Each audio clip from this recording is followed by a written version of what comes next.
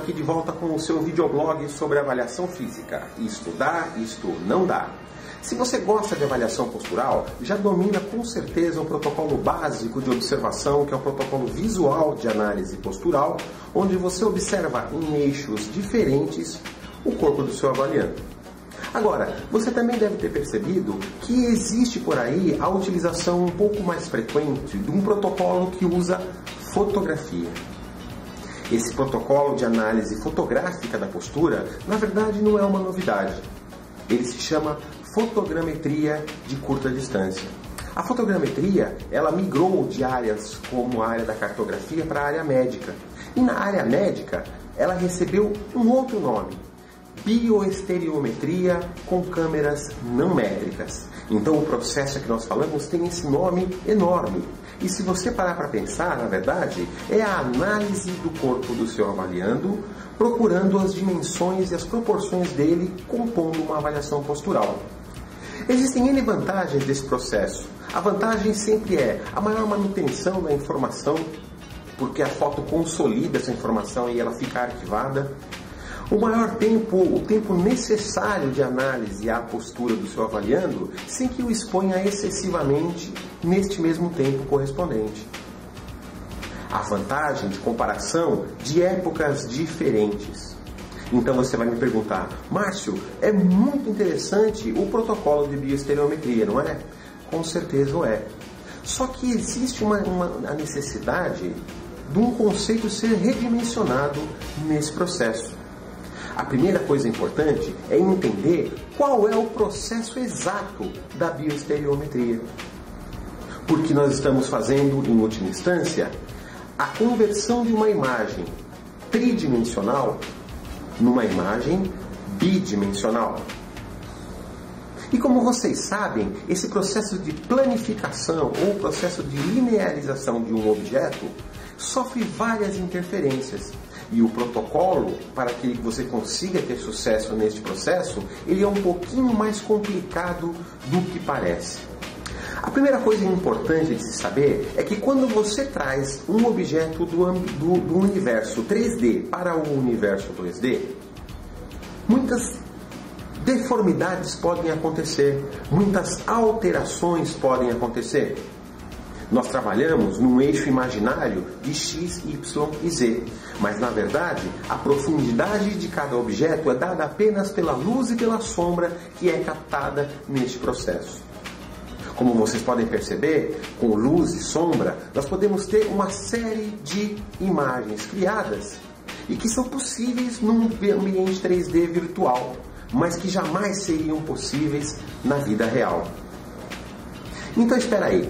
Começamos então a perceber que eu tenho que usar alguns critérios diferentes do que eu uso na análise visual normal e comum. Não basta apenas uma foto no perfil anterior, no perfil lateral ou no perfil posterior para que você faça seguramente uma análise perfeita do seu avaliando. Isso porque vários fatores interferem na coleta da imagem, no momento da imagem, e que podem distorcer a imagem do seu avaliando. As coisas, então, podem estar partindo do princípio onde você perde o controle da retificação dessa imagem, porque ela precisa de uma orientação interior, de uma orientação exterior. Porque o processo executado, na verdade, é um processo que nós chamamos de triangulação. E pontos de referência devem ser conseguidos no objeto enquanto ele existe no mundo real, para que depois ele possa ser observado num universo virtual, num universo 3D. Isso significa que você deve usar o auxílio de um grid, ou seja, de pontos previamente demarcados no mundo real, para que você consiga sucesso na análise. Se você fizer o caminho contrário, se você procurar utilizar pontos de referência colocados após a captação da imagem, ou seja, se você criar um simetroscópio, uma grade sobre a imagem do seu cliente, após tê-la captado, você corre um risco muito sério de estar fazendo uma análise incorreta do seu avaliando. Percebe por quê? Porque o que você vai começar a entender é que a utilização da técnica não é tão simples como aparenta e requer vários cuidados metodológicos, principalmente para patologizar os efeitos de distorção. Evitar, por exemplo, efeitos como o zoom da lente da câmera ou a concavidade da lente da câmera. Nós sabemos que as câmeras comuns, as câmeras não métricas, elas não conseguem fazer a planificação perfeita de uma imagem, como é uma câmera métrica.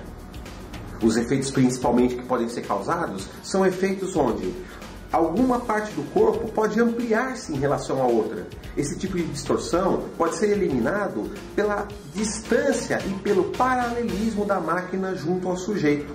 Portanto, a distância a ser colocada tem que ser uma distância que consiga uma eficiência focal da sua máquina de uma maneira muito importante. Uma outra coisa a se perceber é que a posição, por exemplo, dos pés do sujeito, se ele estiver de um modo em que ele fique um mais anterior que o outro, você vai ter um corpo fotografado com o lado esquerdo mais à frente, por exemplo, se o pé esquerdo estiver mais à frente, reproduzindo partes maiores do corpo deste indivíduo. Este efeito de paralaxe é muito complicado no processo. Então, qual seria o protocolo adequado de aplicação da bioestereometria médica, ou seja, da bioestereometria com câmeras não métricas? Seria a utilização de referências corporais previamente marcadas com indicadores, que podem ser pequenas bolinhas ou pequenos pontos colados no corpo do seu avaliando, que serão a referência trigonométrica do mundo real para o mundo virtual. Esse espaço virtual 3D, ele só pode ser concebido corretamente a partir das referências do mundo real. Então, para que você execute o protocolo de bioestereometria com precisão, para que você tenha sucesso na sua análise postural, não basta simplesmente ter a foto do seu cliente. Não basta simplesmente você ter a foto feita numa distância padrão. É preciso checar a iluminação, é preciso checar a exposição do corpo e as distâncias paralelas e perpendiculares, tanto do foco quanto da abertura de lente. Distorções farão com que você tenha uma leitura incorreta do posicionamento do seu cliente, mas que na verdade não podem ser corrigidas como no protocolo visual. A foto captura um instante, e esse instante tem que ser harmônico, tem que ser real. A utilização dos eixos X, Y, Z dentro de uma imagem no mundo virtual são altamente dependentes da reprodução destes mesmos eixos antes que a foto aconteça no mundo real. Os diversos trabalhos em fisioterapia, onde são mais comuns, que afirmam que a fotogrametria médica ou a bioestereometria são elementos importantes e fidedignos, levam em conta que estes processos apresentados para vocês são processos efetuados durante a coleta de imagens. Então, cuidado! A tecnologia pode ser sua amiga, mas pode também atrapalhar muito a sua vida se mal utilizada. Esse é o nosso videoblog sobre avaliação física e estudar.